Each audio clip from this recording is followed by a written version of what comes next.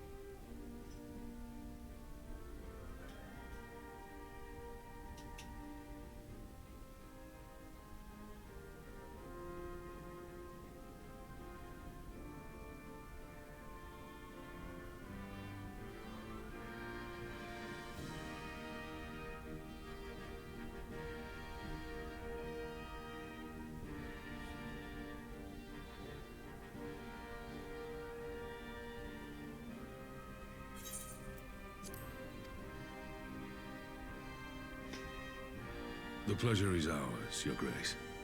I know I speak for all Alamegans when I say that we are glad of this chance to stand with our comrades of the Alliance. And we, for our part, are glad indeed to be able to welcome friends both old and new.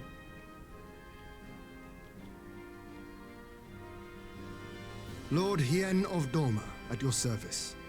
Pray, accept my heartfelt thanks for your generous invitation. Nay, 'tis we who must thank you for journeying so far. And 'twould be remiss of me not to acknowledge the part the Scions of the Seventh Dawn have played in bringing all of us together. In times of great unrest, you and yours have been our constant companions, without whom we would not be here.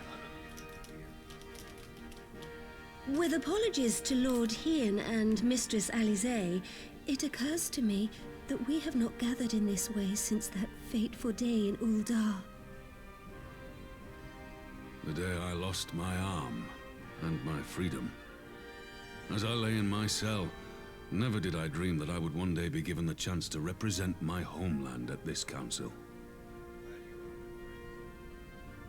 I would not even be alive had you not plucked me from the jaws of death. You, Yugiri, and Alphino. Would that the lad could be with us.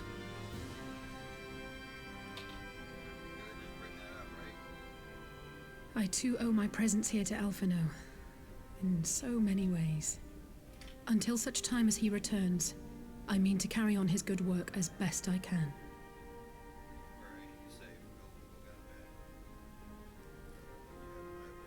Come, friends, let us leave the past in the past and turn our eyes to the future. My Lord Hien, pray, tell us how things stand in the east.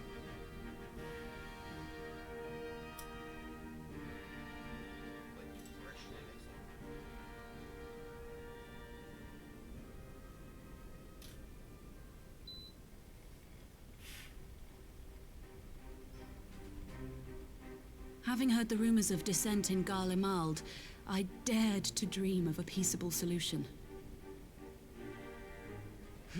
The Empire will not so easily change its ways.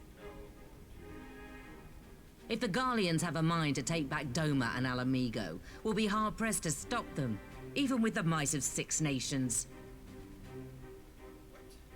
But while we lack the strength to fight the tide, a course may yet present itself, if we read the winds aright. The winds suggest but one course to me.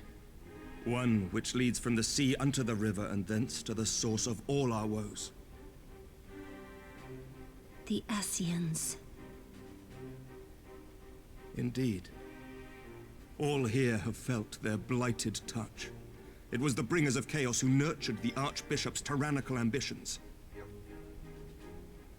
They who bestowed upon him the secrets of summoning, as they have so many others before and since. And while they remain, we shall know no peace.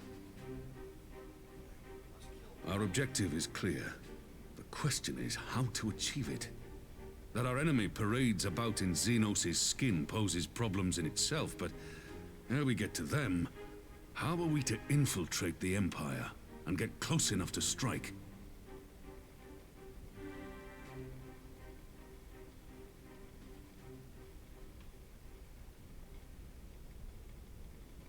While I see the wisdom in targeting the Ascians, an assassination attempt on Garlean soil would do little to aid our cause, even were it to succeed. It's time we used our enemy's preferred tactic: subterfuge. You have an idea? Speak your mind, Master Thancred. None here know the enemy better than the Scions, and you mayhap best of all. Whatever it is you propose, we will give it fair hearing. On that you have my word. Very well, Admiral. My proposal is thus. We dispatch the shinobi to Imperial territory. There, they sow the rumor that the Crown Prince perished in the battle for Alamigo, and that the man parading around is in fact a corpse inhabited by a servant of darkness.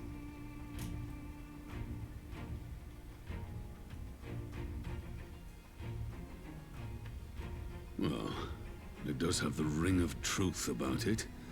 And were the Garleans to learn that their future ruler is a puppet, the Empire would be shaken to the core.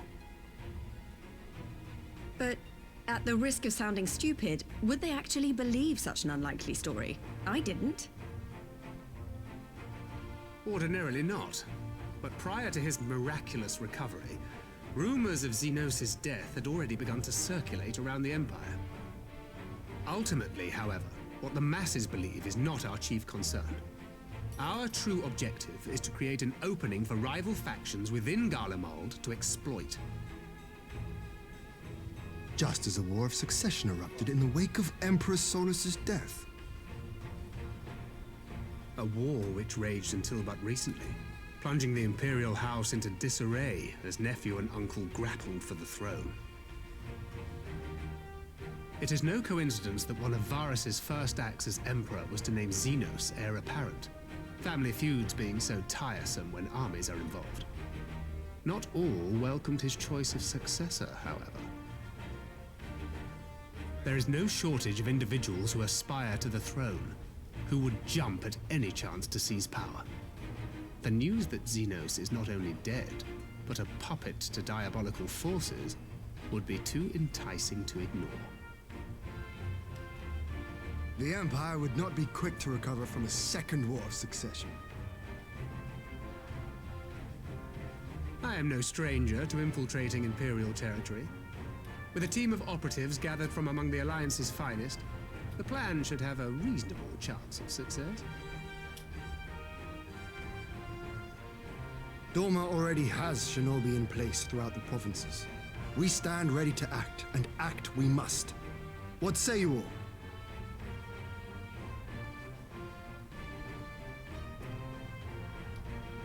I'm for Master Thancred's proposal. We shine a light upon the Ascian and test the Empire's unity. 'Twas his plot that scuttled Doma's negotiations, was it not? Why then, if we can eliminate him, there may yet be a chance for peace. Let us wage this war of subterfuge, that we may one day lay down our arms. Gods know we never will while the Ascians remain.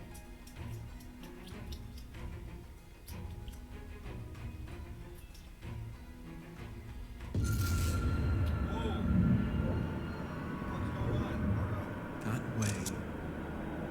Sorrow. What's happening?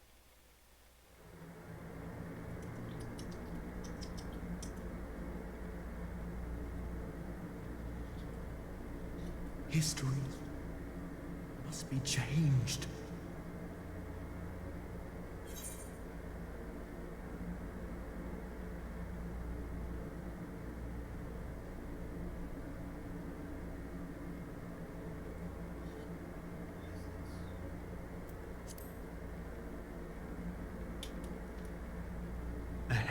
looms a calamity.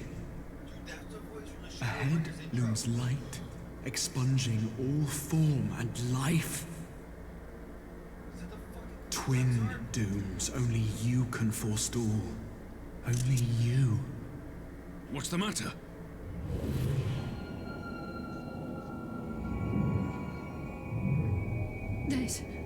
There's a voice!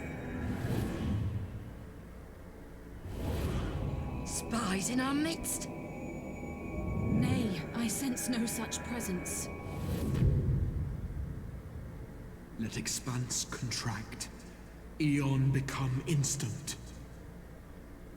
Throw wide the gates that we may pass.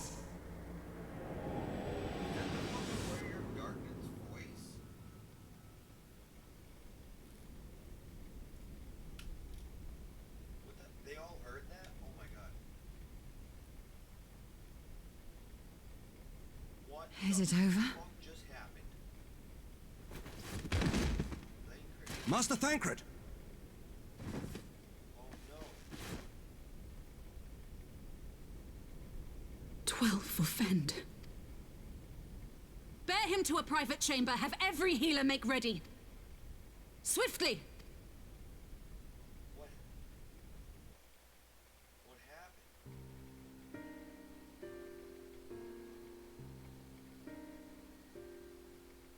Master Thancred remains in slumber. Though his vital signs appear stable, he's unresponsive. Why was he so affected? What could have done this? And why just him and not the others? I'm afraid we could not identify the cause, my lady. Our examinations revealed no wounds, nor the presence of any poisonous substances. Gods, that only makes it worse. You're to let us know the moment there's any change, all right?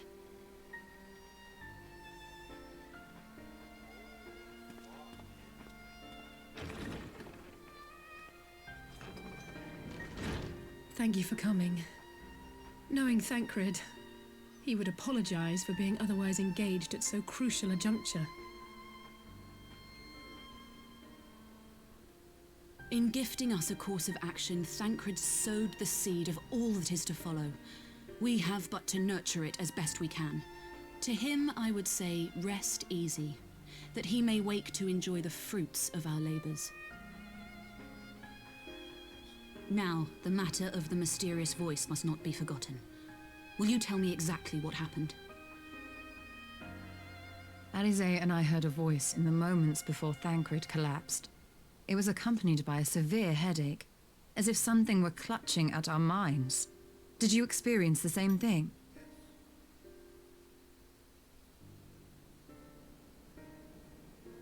So, in between the voice and the pain, you felt as if you were somewhere else entirely.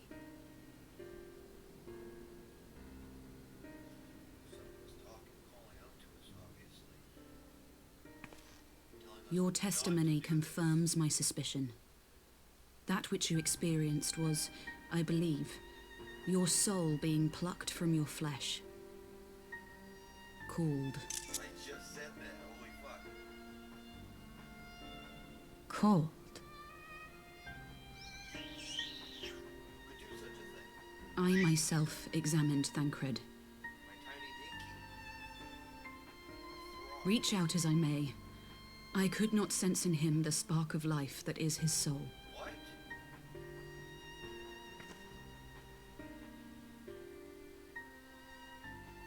No. That Thancred alone was stricken so is likely due to his heightened sensitivity to the effects of ether, a consequence of his prior possession by the Ascian Lahabrea. Knew it looked like he was possessed by him. The owner of the voice, whoever it may be, reached out to you, called your souls, and in so doing, caused you and yours such pain. But if that's true, where exactly are we being called to? I know not. Yet one thing is plain. Whoever waits for you on the other side is possessed of a power unlike any I have ever known.